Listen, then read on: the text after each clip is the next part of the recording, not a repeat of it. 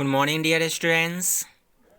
आज 12वीं हिंदी 100 मार्क्स के 9वां अध्याय प्रगीत और समास के कुछ वस्तुनिष्ठ प्रश्न को लेकर हिंदी की पाठशाला में मैं विकास कुमार हाजिर हूँ।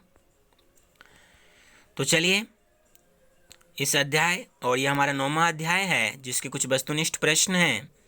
इसके पूर्व मैंने 1 से लेकर 8 अध्याय तक के सभी कवि परिचय और उसके वस्तुनिष्ठ प्रश्न को अपलोड कर चुका हूं।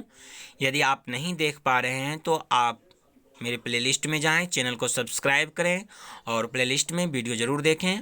घर पे रहें, सुरक्षित रहें और घर पे से रहकर अध्ययन करें।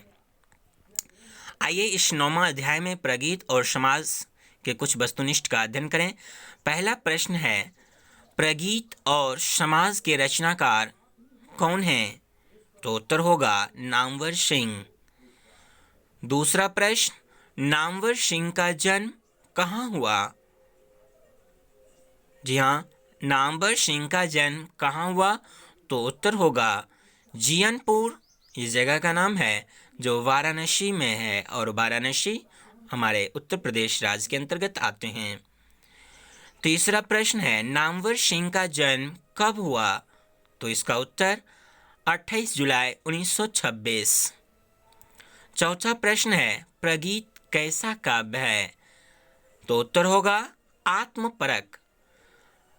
अगला 5वां प्रश्न, प्रगीत और समास क्या है? तो उत्तर होगा यह एक निबंध है। अगला प्रश्न, प्रश्न संख्या 6, नामवर सिंह के गुरु कौन थे? आप इस प्रश्न को अच्छे से याद कर लें। नामवर सिंह कौन थे? नामवर सिंह के गुरु कौन थे? तो हजारी प्रसाद द्विवेदी। अगला प्रश्न है, नामवर सिंह को किस कृति पर साहित्य अकादमी पुरस्कार दिया गया? तो उत्तर होगा कविता के नए प्रतिमान। अगला प्रश्न है, नामवर सिंह किस पत्रिका के संपादक थे? तो उत्तर होगा आलोचना। ये एक त्रैमासिक पत्रिका है और यह पत्रिका 1967 में प्रकाशित हुआ था। तो मैं इस प्रश्न को ध्यान से एक बार फिर से रिपीट करवा दूं। नामवर सिंह किस पत्रिका के संपादक थे? तो उत्तर होगा आलोचना।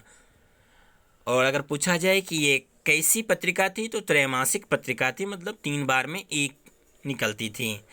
अगला प्रश्न संख्या 9, नामवर सिंह का ललित निबंध कौन सा है? तो उत्तर होगा वकलम खुद।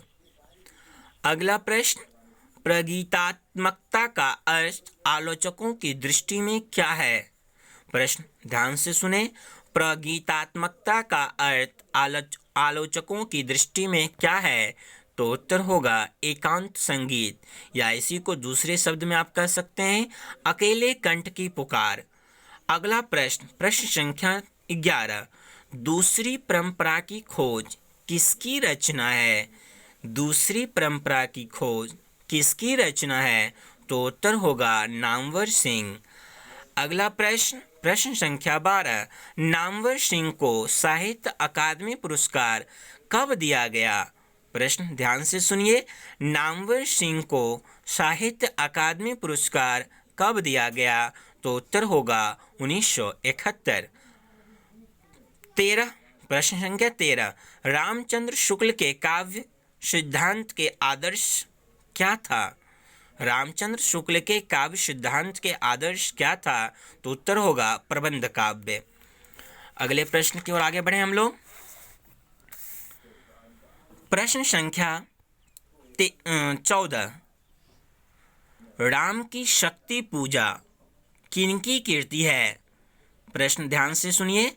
राम की शक्ति पूजा किनकी कीर्ति है?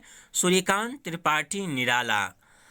सूर्यकांत त्रिपाठी निराला। अगला प्रश्न, प्रगीत और समाज किस पुस्तक से लिया गया है? तो उत्तर होगा वाद विवाद संवाद।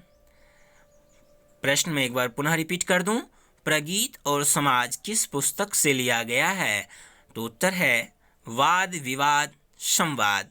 अगला प्रश्न, प्रश्न संख्या 16, तन गई रीड किनकी कीर्ति है? तन गई रीढ़ किनकी कीर्ति है? सही उत्तर है नागार्जुन। अगला 17वां प्रश्न, सोनेट। सोनेट का अर्थ होता है शोक गीत, विरह गीत।